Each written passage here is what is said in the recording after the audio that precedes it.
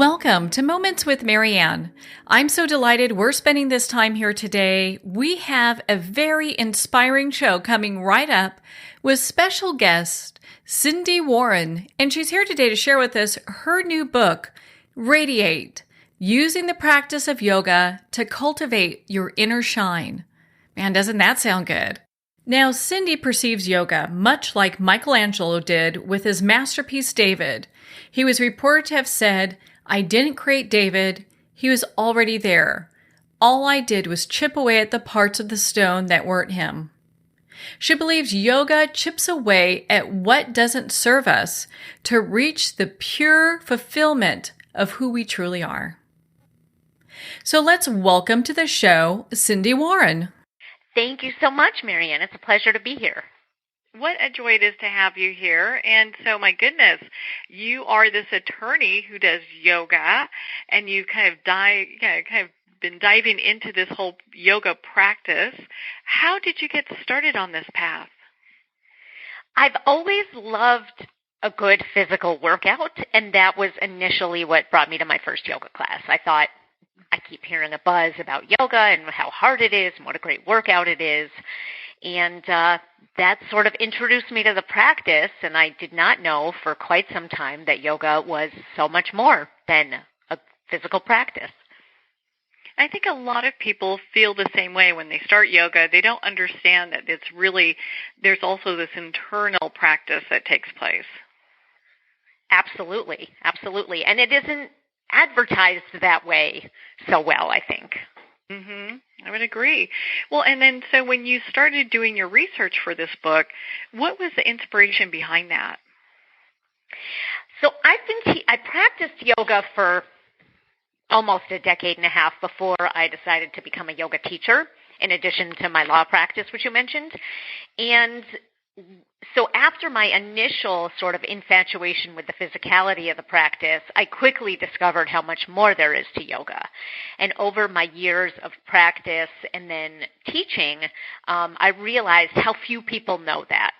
So my inspiration was really just to share what I consider the beauty and the wisdom of yoga philosophy, in an accessible way for people who really either maybe have dipped their toe in but don't know much more, or who have no idea at all that yoga is anything more than a physical practice. Well, and did you study the Yoga Sutras yourself, and kind of that was also a lot of the basis for your book as well? I did. For really the last 15 years, before I ever even thought about writing a book, I was so fascinated and kind of enamored with yoga philosophy that I studied and read and listened to podcasts and went to workshops and did whatever I could because I was just so thirsty for the knowledge. And the more I learned, the more I wanted to learn. And I really did start to see how applying the knowledge to my life made my life a lot better. And so that just furthered my study, which furthered my interest, which furthered my inward journey, and I really wanted to share that with others.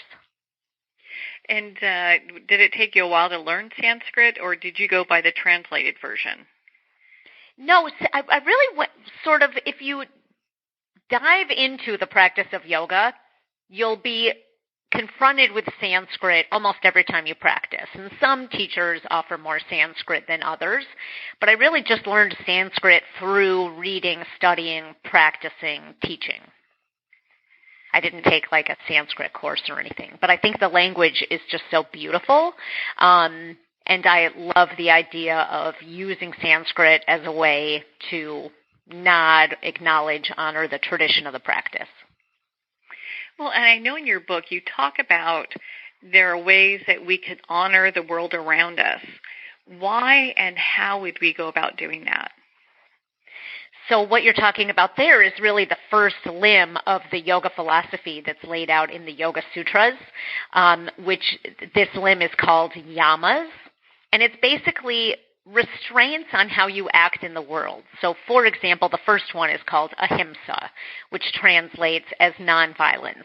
You can think of Mahatma Gandhi as sort of the beacon or the embodiment of this particular ethical guideline.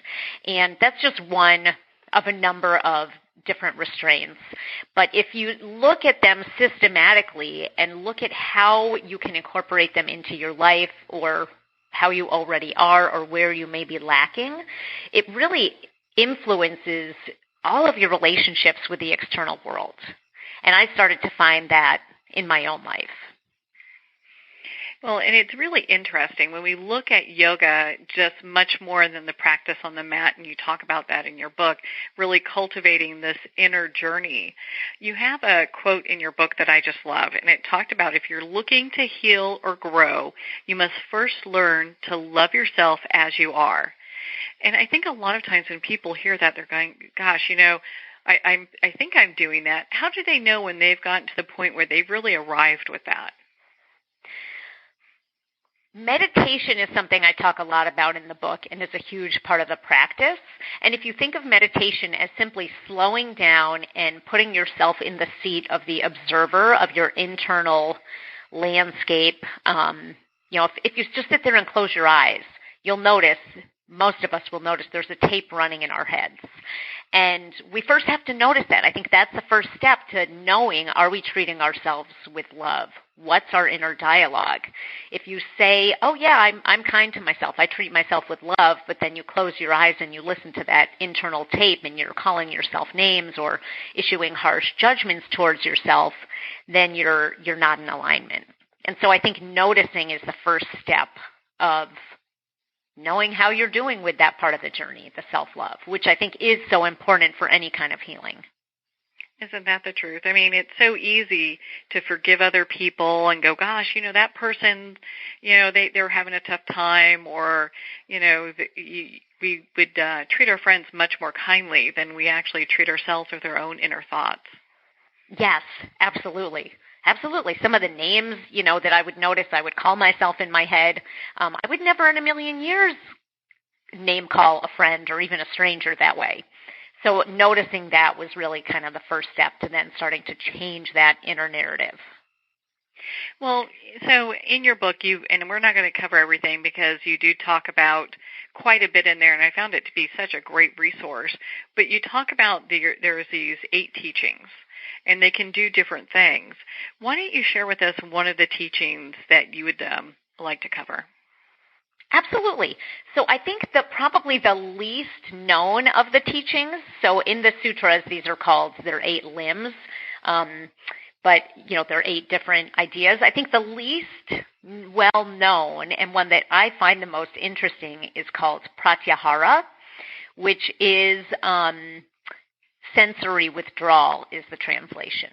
So it's a part of the path that's all about going internally, pulling yourself away from the external world, which I think is, maybe it always has been, but seems to be harder to do in our society where it's more, faster, equates with better, and the technology revolution and the constant social media input that we're faced with. Pratyahara I think of as an antidote to the runaway speed of modern society.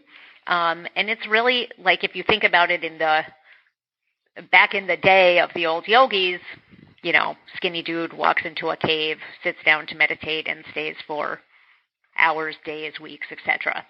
But I think there's a way for us to introduce this part of the practice, pratyahara, or sensory withdrawal, without taking such extreme measures. So we can learn to, through the practice, be driven internally and to find some stillness and some space within while still living and functioning at an even higher level in the world around us. So I think that's probably the limb that fascinates me the most. Well, that is really interesting because a lot of times people, when they look at the yoga practice and when they go through the sutras and learn the different legs that you're talking about, it really is so much of an inside journey. I find it quite remarkable, and a lot of people will be like, "Wow, I never even knew yoga could have so much that would offer," because you talk about also how we can detox and clear our bodies of illness and pain using these practices. Absolutely. And so much of the healing comes from what's happening with our nervous system.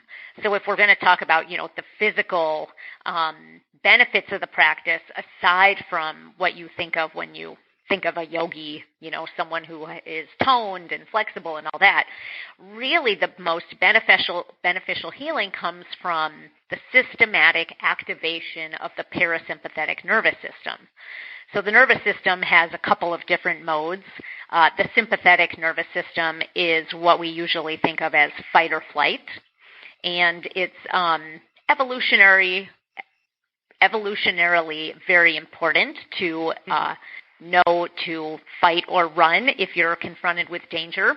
The problem with modern society is so many of us have chronic stress in our daily lives that our body is in fight or flight more often than it's not.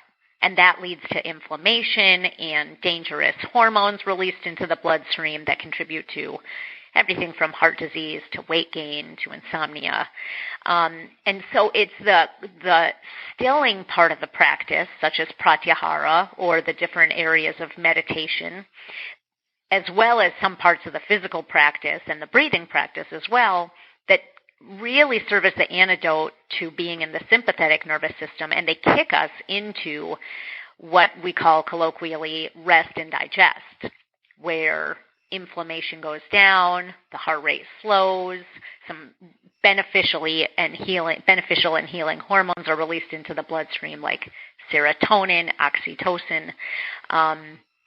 And so I think that's a huge part of the healing part of the practice that is just starting to be more widely understood.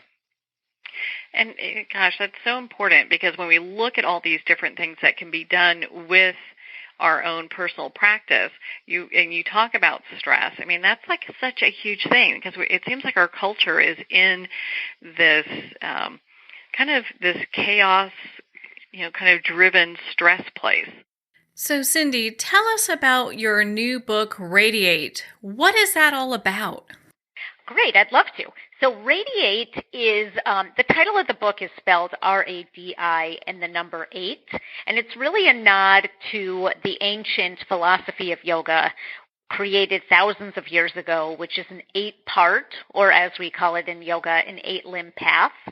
So I talk about each of the 8 limbs. The physical practice of yoga, or asana, is only one of the 8 limbs. So my message in Radi8 for modern yogis is, if you only consume yourself with the physical practice, you're missing 7/8 of the practice. So I try and explain in accessible terms what the other 7 are. Yeah. And so that way that people can use that in their daily practice moving forward. Because, it's so great. It's like when I'm in my yoga practice, we're always kind of looking for more that we can expand upon that. Right, exactly. And even if you're someone who doesn't ever want to unroll a sticky mat or assume a downward-facing dog, there's so much in the yoga practice that you can use and still be practicing yoga. Well, and so we were talking about honoring yourself. So what does that mean in the context of all of this? The 8 limbs of yoga start with the yamas, which are ethical restraints or ethical rules, if you will, that pertain to how we relate to the world around us. The second of the 8 limbs is called niyamas, or how we relate to ourselves. They're a set of guidelines or rules loosely centered around the relationship that we have with ourselves. And the premise is that without having a good, disciplined, skilled, compassionate, and loving relationship with ourselves, we really can't have that with anyone else. I love that. Well, because it really takes responsibility on that inward path. And we first must develop that relationship, that loving relationship with ourselves before we can expect that from the world. Very much so. And I really look at the practice of yoga as very much an inward journey. So especially in today's modern world, we're bombarded with so much external stimulus, and yoga reminds us to go back in and to let our own internal wisdom and our own heart be the guide for our lives. Well, and so what are some of the benefits of people practicing Radi8? What are some of the benefits of them doing that? I'll share a personal story that I do talk about in the book, a very tangible way that yoga has helped my life. So I'm in my mid-40s now, and in my mid-20s, I developed a binge eating disorder. And it wasn't really until, in addition to getting some professional help, I became entrenched in my yoga journey, where I learned how to slow down and notice the way that I was treating myself in my own mind and heart. And suffice it to say, it was the opposite of loving, gentle, and kind. And when I was able to shift the internal narrative I had with myself, the healing started to happen, and it happened so quickly and beautifully. So I noticed, that's sort of perhaps a dramatic example. Yoga helped me heal. It also helped me navigate the external world so that I was less impatient and reactive with loved ones, strangers, the world around me, not just with myself. And it's interesting when we start developing mindfulness within our journey, and especially I thought Radi8 has some very good examples of how to start implementing that in our path. It allows us to really do that, look at people with more compassion or have more patience, especially towards ourselves, because that's usually where all the battle usually is. I think that's right. And you've used the word mindfulness, which is such an important part of the practice. It does have a lot of cachet and buzz associated with it, I think, in today's world. But mindfulness is really as simple as slowing down, drawing your attention inward, and being the observer of your internal experience, whether it's physical, emotional, intellectual, spiritual, just starting to see it as a witness, if you will. Well, and I appreciate you sharing your story with us. Does this also help people, let's say, if they have they're overstressed or they have anxiety, those types of issues? 100%. There's also, in addition to just simply changing the way that we talk to ourselves, there's so much scientific evidence about yoga and mindfulness and meditation's effect on the nervous system. So when people are under a lot of stress or they're flooded with anxiety, what happens is cortisol, which is a sometimes useful hormone, is released into the bloodstream in a continuous sort of manner. And this puts us in fight or flight, as it's known, which is really another way of saying the sympathetic nervous system is on overdrive. And through practices such as sitting, stilling, gently moving our bodies, noticing our breath, all the things that I talk about in Radi8, we flip the switch where we kick ourselves into rest and digest, or as it's scientifically known, the parasympathetic nervous system, which is literally the antidote to overstress and anxiety. Our world can really use a lot of that right now, couldn't it? Amen. Well, I'm sure that your yoga classes end up being just insanely packed with people who are looking to develop, a more peaceful, harmonious existence within themselves and within their world. It truly is my passion to share not just the physical practice, but all of the parts of the practice that really make a difference, that make our lives better, that make us better with people. So I think that message is something that students, new and more seasoned, are hungry for. So I mean, it's interesting just hearing that we have to look within first for that loving and really acceptance. We have to accept ourselves initially as we are and then move forward, which I love because it really it talks about the inward practice being full of self-compassion and self-love, so then we can actually radiate it to the world. Yeah, and it really is quite ironic because if you're looking to grow or change, you may think you need to push yourself to grow or change.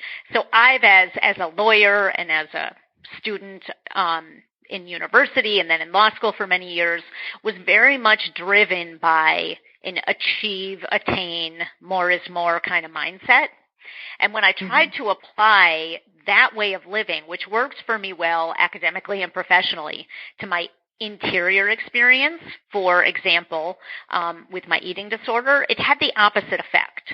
So, for example, if I would have a binge episode and then lambaste myself and tell myself that I had to exercise for X number of hours, eat X number of calories, it actually had the reverse effect. I was simply setting myself up for more of the same destructive behavior. So I created a cycle that it seemed like there was no way out of. Ironically, I really was able to break the cycle when I stopped in my tracks and almost held myself like I would a small child. You engage in some behavior you're upset about, for example, a binge episode or overeating or whatever the behavior may be, and then you say to yourself, it's okay, you're okay, I love you, you've got this. And that gentle approach, even if it sounds corny or forced, and it did feel both of those things for me at the beginning, was instrumental to me being able to make real change, growth, and progress. So there's an irony there, but I think if someone struggling with anything, whether it's anxiety or stress or an eating disorder or whatever it is, I just encourage the listeners, try it. Talk to yourself in a loving way, just inside your head. You don't have to say it out loud, and see if that doesn't shift your energetic focus. Yeah, you can feel the energy shift just by you talking about it, from how people may feel to making those changes, just those loving comments. It's going to be okay, that reassurance. I think that means so much, because a lot of times people do get stuck in these cycles and they feel stuck. They're like, oh my gosh, there's no way out, or I need to do it different, or they tried to do it, but a lot of it is this inward bashing. Absolutely. Absolutely. I'm no stranger to that. And it's not that I never struggle with it anymore. I think what the practice has helped me with is, as I was saying earlier, you become the observer or the witness to your internal experience simply by developing more self-awareness. And you can then course correct so much more skillfully. Yeah, and be able to make a slight adjustments, because it doesn't have to be these massive changes. It's interesting when we take these baby steps or these small changes. Sometimes those are what make the biggest impact. I couldn't agree with you more. And again, I think there's an irony in that. Like, oh, it's not really worth my time to write out a loving or caring mantra for myself and to try and use it 5 times a day. That's silly. What will that do?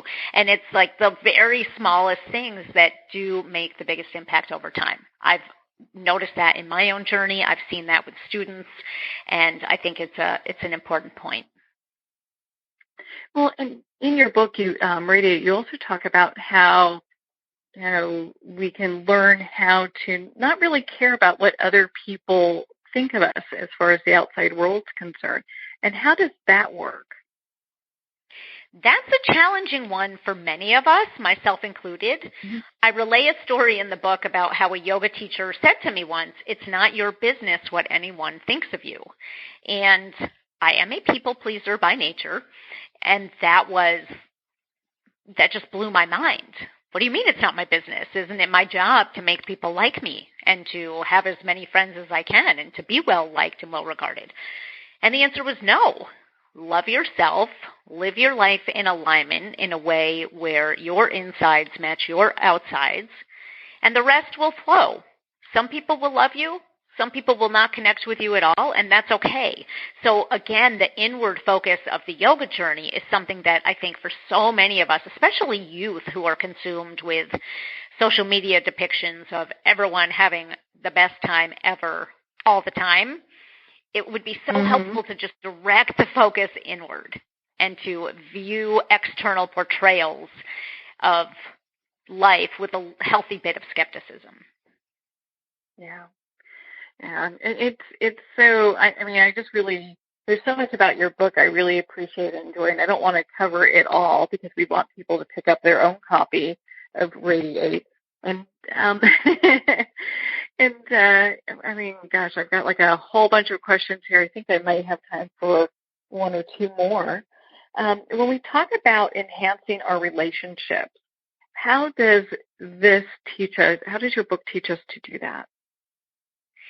Some of the guiding ethical precepts sound so simple, and they really have a quite profound meaning. So, for example, in the first limb of yoga, which, as I mentioned, is called the yamas, Y-A-M-A-S, these are about our relationship with the world around us. So one of the yamas is called in Sanskrit asteya, and it means non-stealing.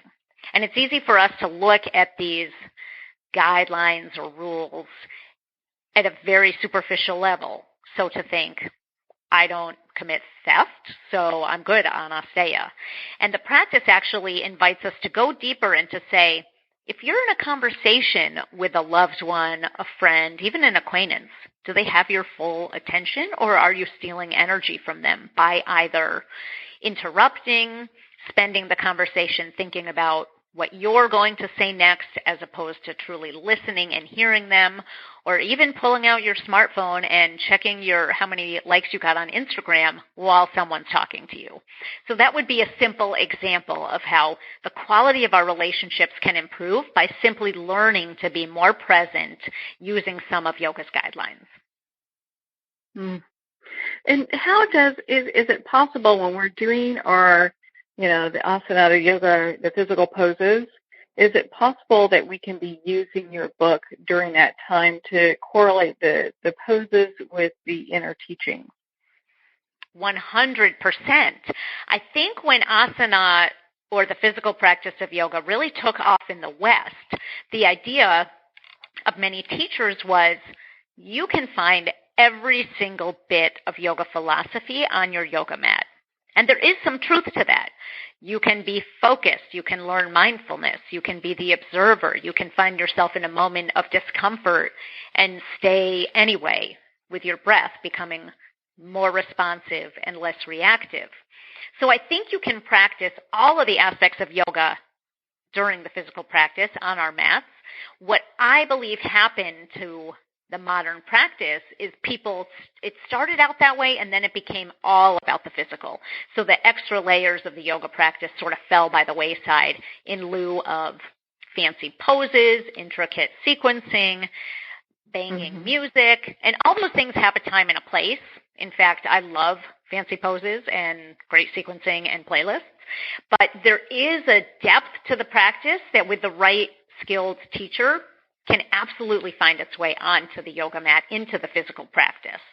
But in my experience, the real transformation and joy occurs when we take what we learn and practice on the mat into our lives. Well, and then we can use it outward from there. And so when people come to work with you as, in yoga or meditation as their teacher, how does that look? Do you usually have your students pick up a copy of your book and understand the inner teachings so that when you're doing the different yoga poses during a class that it's all combined? I don't push my book on anyone. What I do is try and, when I'm teaching either a group class or a private individual, sprinkle in the teachings. I think some students can be inundated by too much or thinking I have to tackle this big thing called yoga philosophy. So I try and weave it in more in little drips and drabs, and then I tend to see more aha moments from students, or students will reflect back to me later. Hey, that one line you said when I was in a tree pose, I thought of that when I was talking to my daughter, and this is what happened. So I find it much more effective as a teacher to just sort of offer little bits and accessible pieces of the philosophy, because I think it is so accessible. It's not esoteric. It helps us in our lives now. So I think it's helpful to try and frame it that way for students. And that is so important, because I think a lot of times people, when they think of yoga, aside from the actual physical practice, and they look at, there's teachings, but that's in Sanskrit, and that only pertained to somebody 4,000 years ago. Yeah, exactly. So I'm trying to undo some of that mystique. Well, it's interesting when we have the common themes in life. People are people are people, and we all seem to have the same challenges.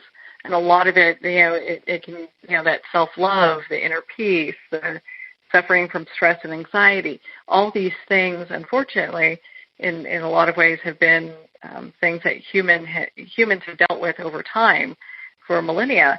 It's nice to have practices so that are so kind of, I wouldn't say steeped in ritual, but they really, they're part of this practice that brings about greater awareness.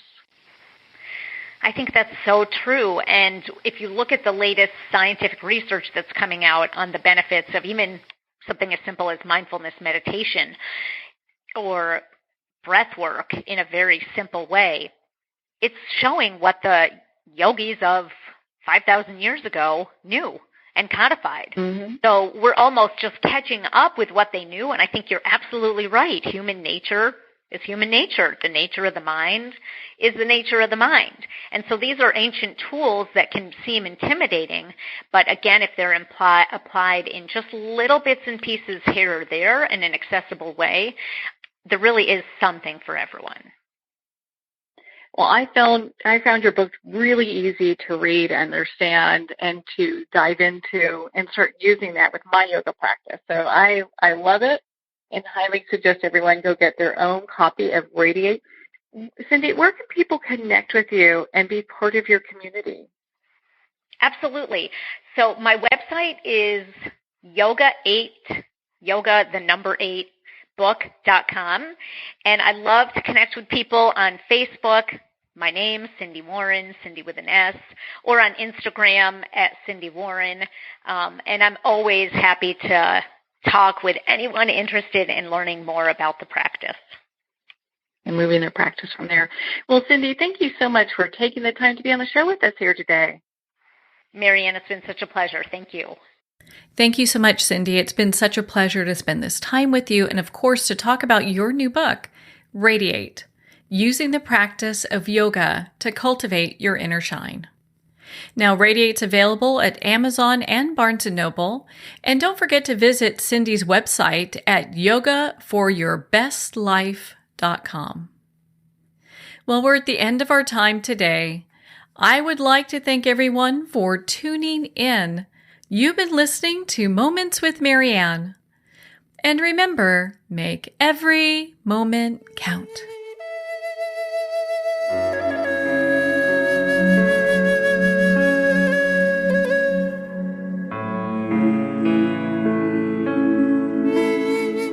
In a single moment, your life can change. Moments with Marianne is a transformative hour that covers an endless array of topics with the best of the best. Her guests are leaders in their fields, ranging from inspirational authors, top industry leaders, and business and spiritual entrepreneurs. Each guest is gifted and a true visionary, a recognized leader in her own work, and while teaching others to develop, refocus, and grow, Marianne will bring the best guest and sometimes a special surprise. Don't miss this. You never know just which moment will change your life forever. Moments with Marianne airs every Thursday, Friday, and Sunday at 8 p.m. Eastern, 6 p.m. Mountain Time. Make sure to tune in and visit momentswithmarianne.com for more information.